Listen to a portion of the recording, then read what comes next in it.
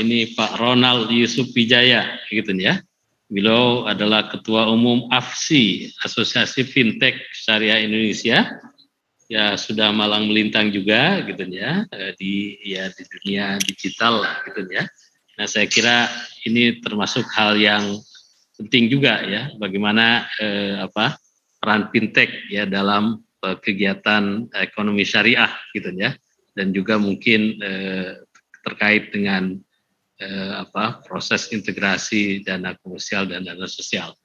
Kami persilakan Pak Ronald ya untuk menyampaikan paparannya. Jadi Pak Ronald ini adalah sebagai Ketua Umum AFSI, di samping itu juga banyak sebagai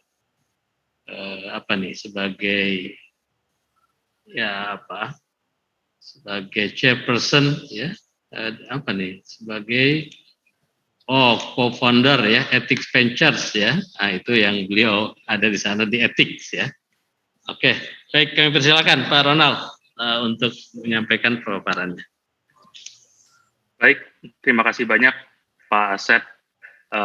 Saya ucapkan Assalamualaikum warahmatullahi wabarakatuh. Mohon izin perkenalan.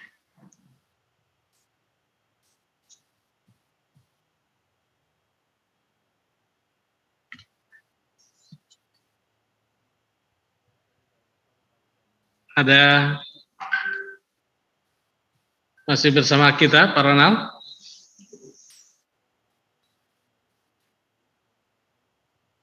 Yang fresh kayaknya ada masalah ya Pak Ronald. Ada ya Pak Ronald? Kan?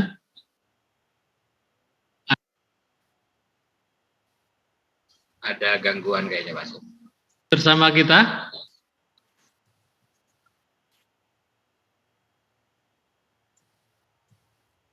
Ya maaf Pak Asep tadi drop, sudah dengar? Ya, kedengaran sekarang. Silakan Pak Ronald. Baik, terima kasih Pak Asep. Assalamualaikum warahmatullahi wabarakatuh. Yang saya hormati pimpinan DSN MUI, juga saya lihat banyak sekali rekan-rekan saya, sahabat-sahabat saya. Mungkin izin saya menyapa beberapa. Ada Pak Herwin Bustaman, lalu tadi juga ada Pak Erwin Nukman, ada Pak Dr. Masyudi juga, dan tentunya Bapak Ibu yang insya Allah dipenuhi rahmat oleh Allah Subhanahu Wa Taala. Izinkan pada hari ini saya ingin berbagi mungkin apa yang kami ketahui Bapak Ibu sekalian tentang digitalisasi itu sendiri. Dalam hal ini kita bicara tentang perkembangan atau inovasi digital yang memang hari ini sudah cukup banyak mungkin Bapak Ibu ketahui ya. Namun pada kesempatan kali ini mungkin saya izin untuk memaparkan tentang perkembangan dari penyelenggara fintech syariah yang ada di Indonesia. Ini mungkin saya boleh share sendiri Bapak Ibu, biar ini ya.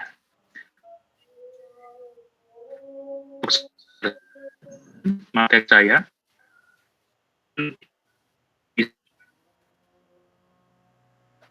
semua membangun inovasi sedang bahwa sehari ini banyak teknologi. Si COVID ini perkembangannya sangat dahsyat, sangat luar biasa. Nah, tentunya pengetahuan atau pengertian tentang fintech ini juga sangat penting ya Bapak Ibu.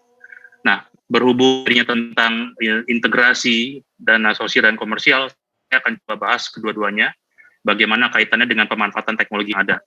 Yang pertama, dari ekosistem fintech sendiri, ini yang paling Bapak Ibu sudah pakai, itu fintech clearing dan settlement, di mana ada e-wallet, e-money, payment gateway, dan lain sebagainya.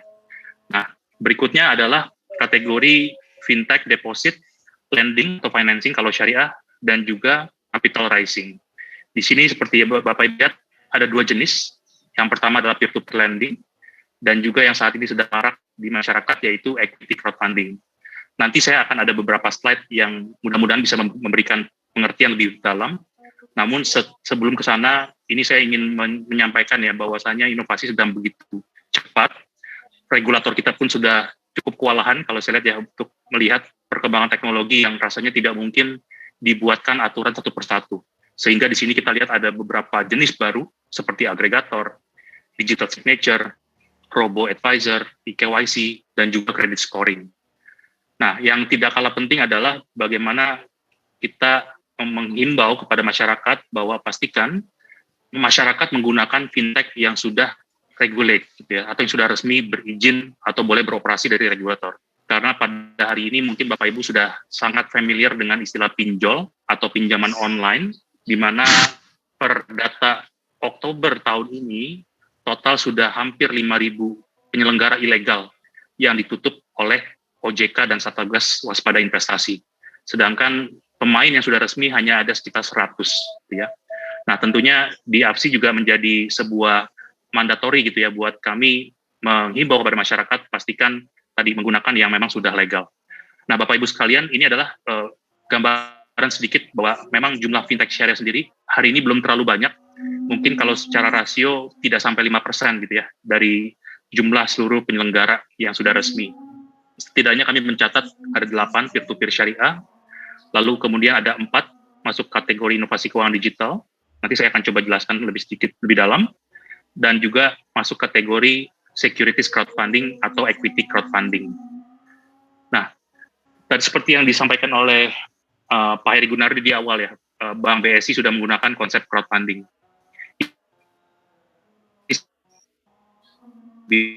Sedikit bahwa crowdfunding itu pun jenis sesuai dengan tema hari ini sebelah kiri ini yang dibilang dengan philanthropic atau sosial, sedangkan yang sebelah kanan adalah untuk keperluan investment atau komersial.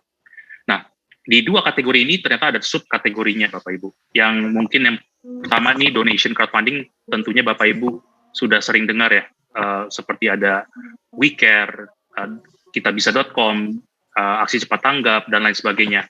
Ini adalah bagaimana mekanisme menggunakan platform atau website untuk menggalang dana donasi. Tentunya di sini juga erat kaitannya dengan dana Ziswaf, gitu ya. Bagaimana platform dimanfaatkan untuk pengumpulan bahkan sampai penyaluran dana Ziswaf. Nah, yang kedua adalah kategorinya reward, di mana ini tidak sepenuhnya donasi, namun juga bukan investasi. Ya, sifatnya adalah reward atau sebagai tanda terima kasih. Nanti mungkin saya bisa elaborasi sedikit contoh-contohnya yang ada di reward crowdfunding. Namun yang di sisi satunya, yaitu adalah peer-to-peer, atau secara harafiah artinya person to person, orang ke orang, ya. Bagaimana fintech ini menjadi sumber untuk mendapatkan pembiayaan dari masyarakat atas sebuah usaha, ya, atas proyek dari sebuah usaha. Ketika proyek itu dijalankan lalu berhasil, dapat berbagi hasil. Nah, sedangkan bedanya apa dengan yang kategori atau subkategori keempat, sesuai dengan namanya, equity atau security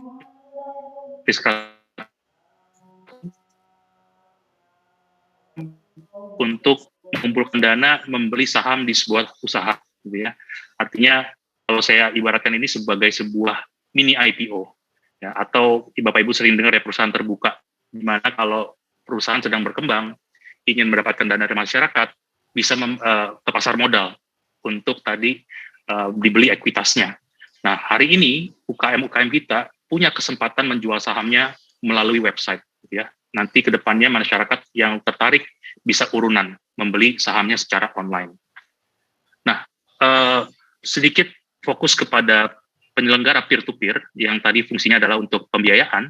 Di sini kami mencatat ada 8 anggota kami, ya, peer-to-peer syariah yang sudah resmi dan beroperasi dan juga mendapatkan izin dari OJK.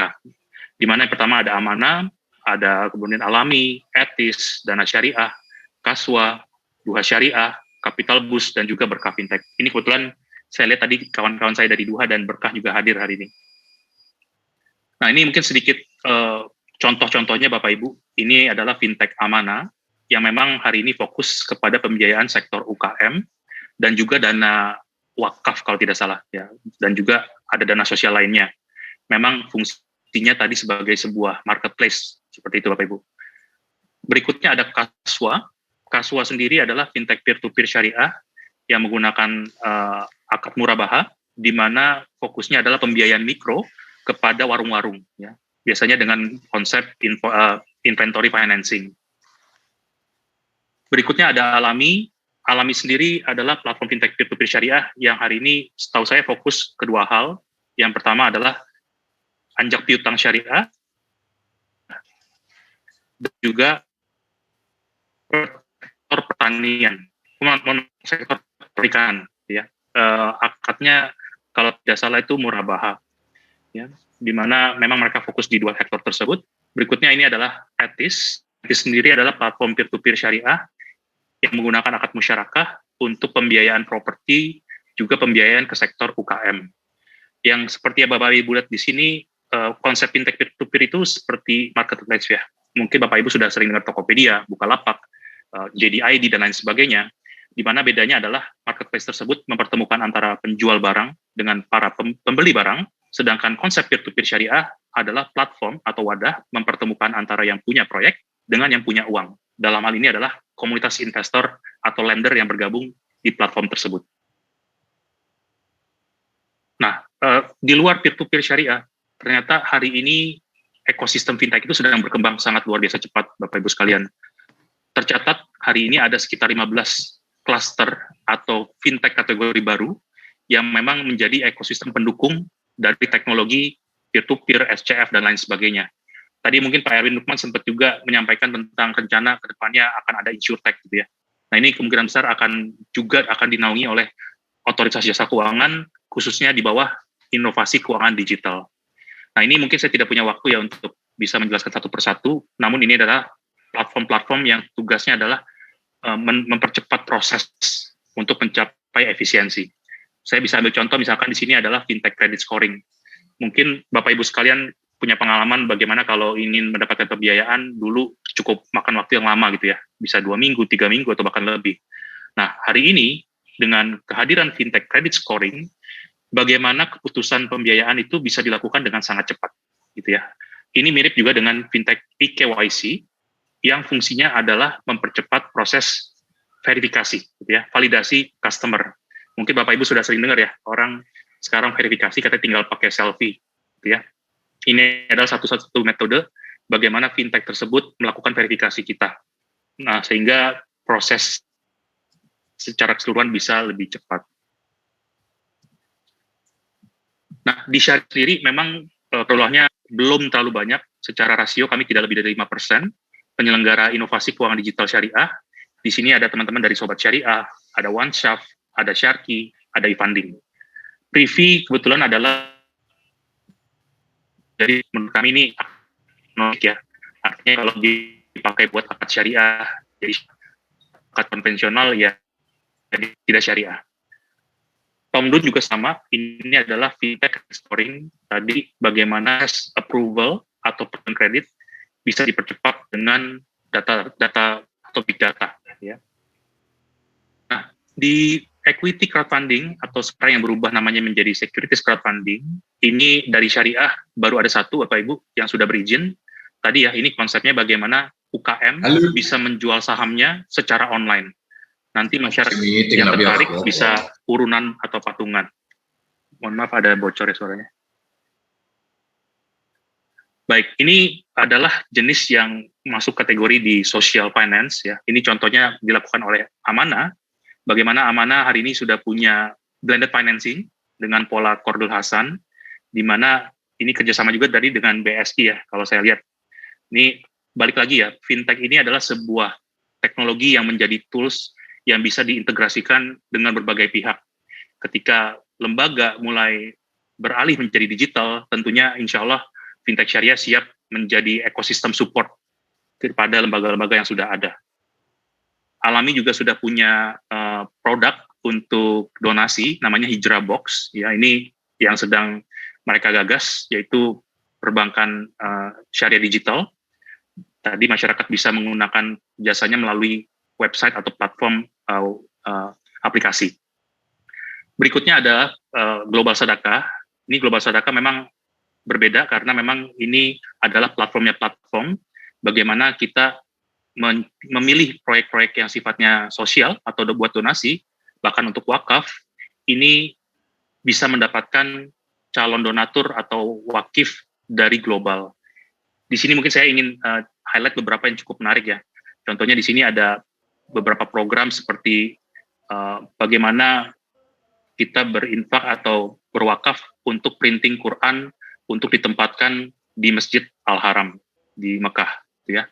Lalu berikutnya juga yang cukup menarik, yang hari ini sudah cukup menjadi polemik, adalah bagaimana penggalangan dana melalui cryptocurrency untuk pembangunan aset wakaf gitu ya. Memang kita lihat di Indonesia belum dapat diterima, namun di beberapa negara ini sudah diterima dan memang dimanfaatkan. Contohnya adalah kemarin untuk penggalangan pembangunan masjid di Afrika dengan menggunakan kripto. Kita lihat ke depannya akan seperti apa, karena pada dasarnya ini adalah teknologi, di mana teknologi biasanya agnostik. Ketika dipakai buat sesuatu kebaikan, maka insya Allah bisa menjadi halal. Tentunya sebaliknya, kalau dipakai untuk sesuatu yang tidak baik, bisa menjadi haram. Kami di asosiasi adalah sebuah wadah yang memang ingin menaungi teman-teman semua yang percaya bahwa digital adalah masa depan untuk mendorong pertumbuhan ekonomi syariah di Indonesia. Ya, maka dari itu kami mengajak bukan hanya pelaku fintech syariah, namun juga ekosistem ekonomi syariah untuk bergabung di asosiasi kami, sehingga bagaimana kami insya Allah bisa saling support dan lain sebagainya. Karena kami percaya bahwa Indonesia memiliki peluang begitu besar menjadi pemimpin ekonomi syariah dunia dengan 4 alasan utama. Setidaknya ada yang pertama, kita young and unbanked, inklusi keuangan kita masih rendah. Kedua, kita dianggap sebagai emerging middle class, pertumbuhan kelas menengah yang begitu pesat. Ketiga, semua orang sudah setuju bahwa Indonesia adalah largest Muslim population. Dan yang tidak kalah penting, Indonesia dianggap sebagai negara digital ready country, adalah atau negara dengan kesiapan infrastruktur digital yang paling siap dibandingkan dengan negara dengan penduduk muslim besar lainnya, seperti Bangladesh, Pakistan, Nigeria, India bahkan, dan juga Mesir. Ya. Nah, saat ini kami juga sudah tergabung dengan Asosiasi Fintech Syariah Dunia, di mana hari ini sudah ada 10 platform, dan alhamdulillah platform kami memang sebagai ketua umum hari ini, bersama teman-teman dari Amerika, dari Prancis, dari Qatar, dari Skotlandia, dan juga dari Amerika. Ya, mungkin demikian yang saya dapat sharing pada kesempatan hari ini. Saya ucapkan terima kasih dan mohon maaf jika ada kekurangan. Assalamualaikum warahmatullahi wabarakatuh.